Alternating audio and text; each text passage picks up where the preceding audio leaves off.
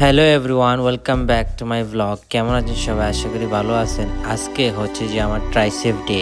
আমার লাইফে আমি পরিশ্রমকে কখনো খুব এনজয় করি, কষ্ট করাটাকে এবং হচ্ছে যে মেনটেন করে চলাটাকে, এই জিনিসটাকে আমি খুব ছোটোবেলা থেকে এনজয় করি, এখনও করতেছি।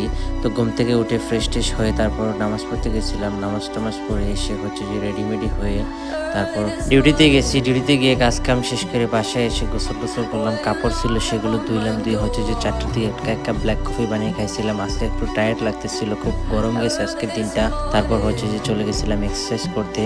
এক্সারসাইজ করছি আজকে, হচ্ছে যে ট্রাইসেপের এক্সারসাইজ করছি। 4-5টা সেট মেরে হচ্ছে যে এক্সারসাইজটা কমপ্লিট করছি। এক্সারসাইজটা কমপ্লিট করে তারপর গেছিলাম হচ্ছে যে মাগরিবের নামাজ পড়তে। আপনারা জানেন যে আমি রেগুলারলি এক্সারসাইজ করতে চাই এবং মাঝে মাঝে কোনো কারণে হচ্ছে যে মিস হয়ে যায়। তো এই সপ্তাহটাও এখনো পর্যন্ত মিস হয় নাই। তো প্রথম দিনই ভাবছিলাম যে মিস করে ফেলবো, কিন্তু তারপর বলছি যে না, মিস করলে হবে না। প্রতি সপ্তাহে যদি আমি মিস করি তাহলে আমি সামনের দিকে এগিয়ে যেতে